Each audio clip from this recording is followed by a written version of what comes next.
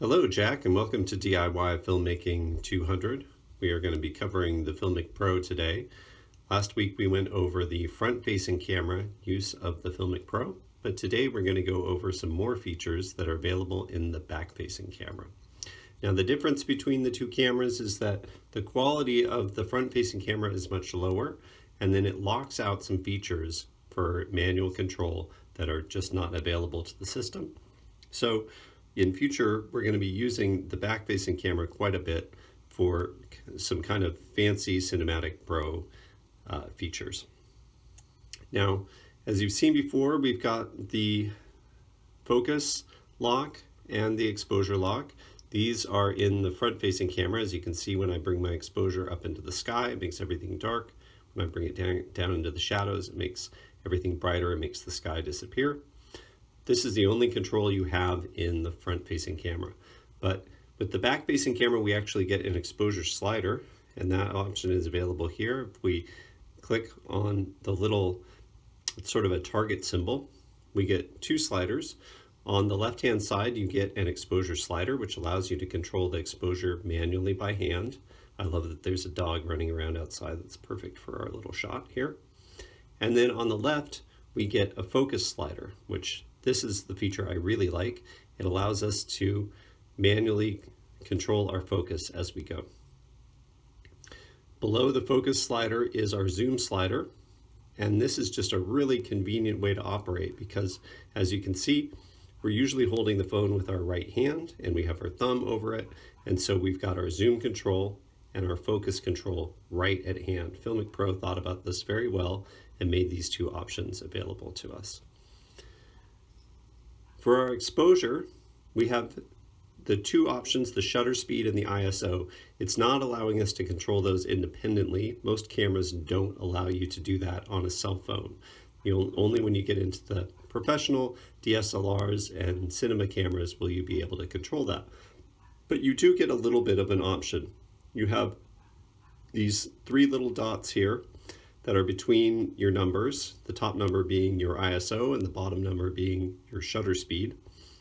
And when you slide it all the way to the left, what it does is it chooses the lowest possible ISO and then the lowest possible shutter speed. So this is going to give you the cleanest image by giving you a low ISO. If you need more shutter speed, you've got a middle option, which gives you a middle shutter speed and a middle ISO.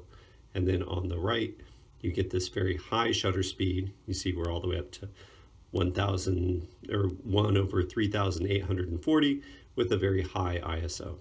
So you have those two options available to you. Generally, I keep it to the left because I like to use a low shutter speed and a low ISO. I'm going to click out of that. Now, as you can see, when you have your manual options open, it automatically reds out your focus and your exposure. That's because it's assuming you're going to be controlling those by hand. In the front, you have a zoom slider here as well, but I find this zoom slider to be entirely annoying. It's basically a motorized zoom, and so as you pull it up, it kind of does the zooming itself.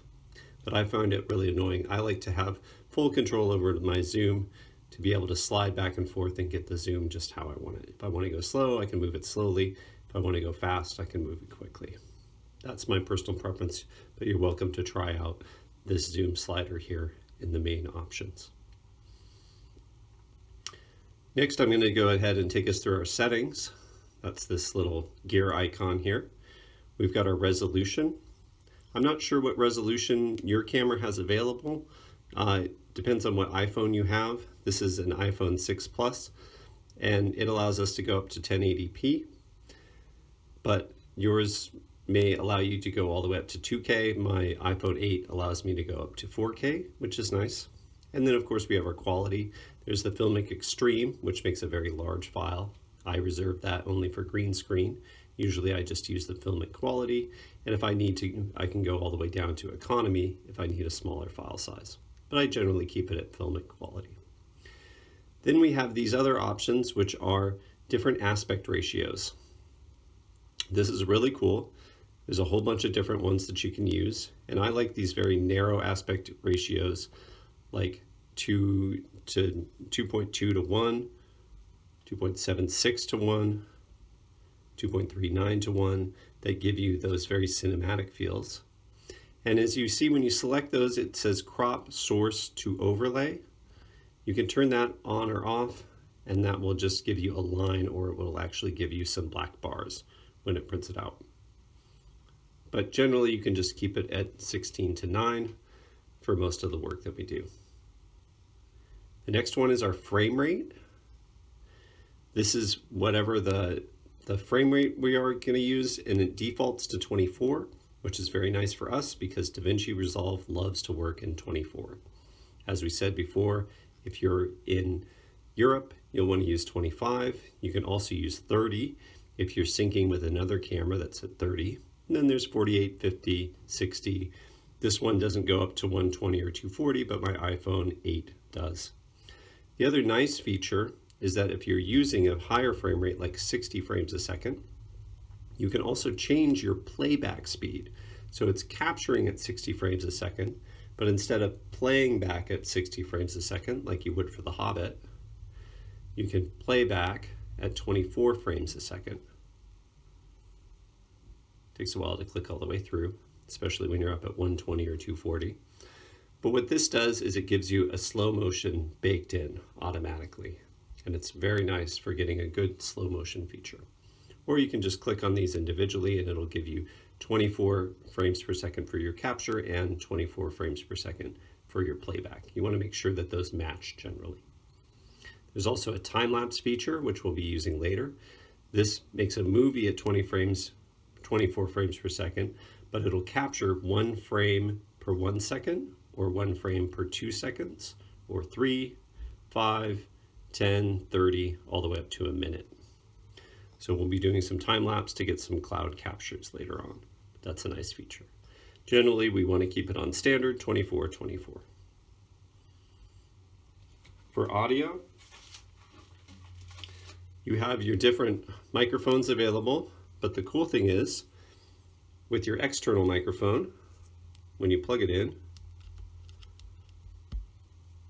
it brings up an option for headset microphone, and the headset microphone is your external microphone, or your headset microphone if you're using one. So this will allow you to use that external microphone and get much better quality. Then it gives you PCM, AIF, AAC. I don't really find a difference. Generally it defaults to PCM, so I keep it there. And 48 kilohertz is where we want to keep it. That's the highest setting for your audio quality, and you can use a Bluetooth microphone if you have one. For devices, this can allow you to save it to your camera roll. That's really up to you. I generally don't. I like to use the iTunes feature to bring the files in, but that's personal preference. The remote control is another option we can look at if you have a second phone. And then orientation lock can be a nice feature if you're moving your phone around and you don't want it to snap to vertical mode in the middle. You can use your orientation lock. That is a really nice feature, especially when we do weird camera movements. Presets, we can save all of these into presets if we want. CMS is content management system. That's timecode, which we do not use. Hardware is for other hardware options that you can buy. Syncing, we won't use. Community, we won't use. First Light is something that you have to pay for. The most important feature, and one of the best features in this camera, is the stabilization button. When you click your stabilization, it's going to zoom in the image a little bit, and it's going to use that extra little bit of crop to adjust the image as you go, and then crop out that extra. It gives you a really good image stabilization, so I'd recommend keeping that on. Then of course you can choose your front and rear facing camera here, and then you have your torch, which is your flashlight on the outside of your camera. The nice thing is it lets you turn it on in a lower setting, because usually that flashlight is very bright and you don't need that if you're using a fill light. So that's a very nice feature, especially when you're working in a dark environment. having a little bit of a low flashlight is a really nice fill. There's also a grid guide if you want it. I don't like it, but you can use it. Next over, we've got our white balance. I'm just going to walk you through this. We used this before. We have the auto white balance where as we move the camera around, it's going to shift and look for whatever color you've got. You can see it's hunting around. As we're outside, everything's very blue.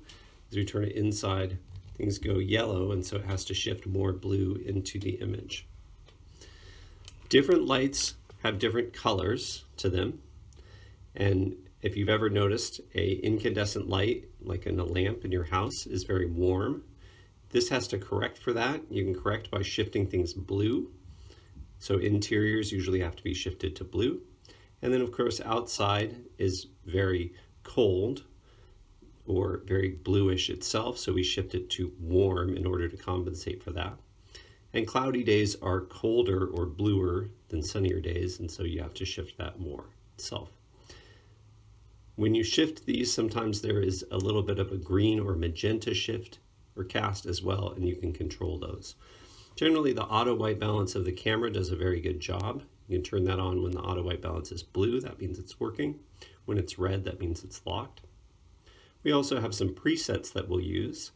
On the left is a tungsten preset that works for a regular house bulb. Then you have a daylight preset, which is another very nice feature for locking in that daylight color.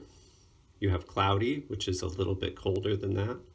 You have fluorescent, which shifts both to the green and to the blue.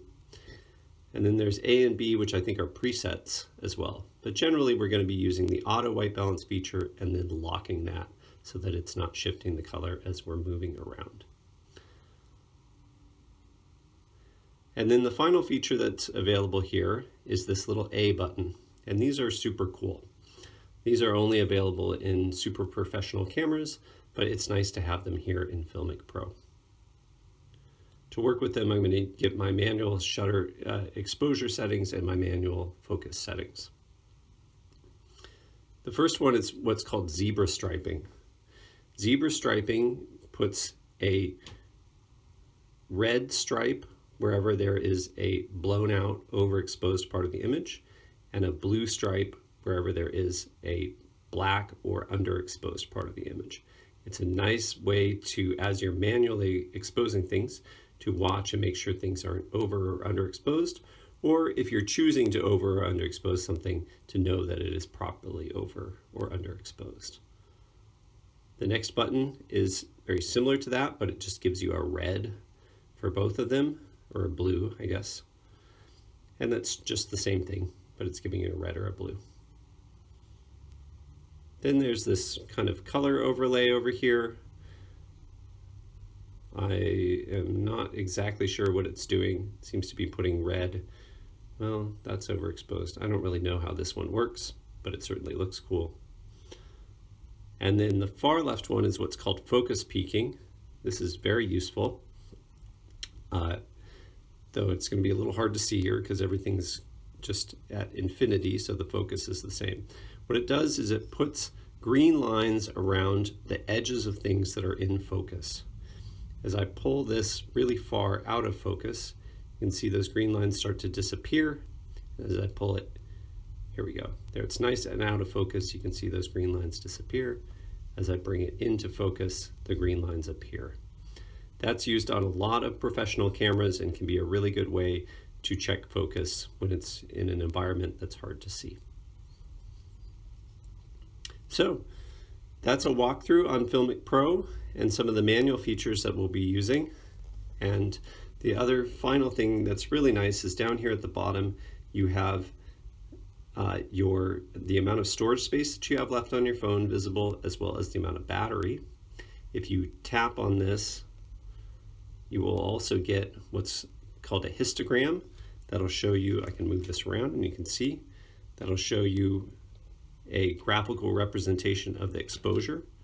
And if you click it again, you get a RGB histogram, which shows you graphical representation broken out into red, green, and blue. So those are really cool. There's also your scope, which is nearly impossible to see, so it's not that useful. or you can just leave it on your runtime setting with your frame rate and your image size visible in there, which I find the most useful. All right, this has been a walkthrough on FiLMiC Pro.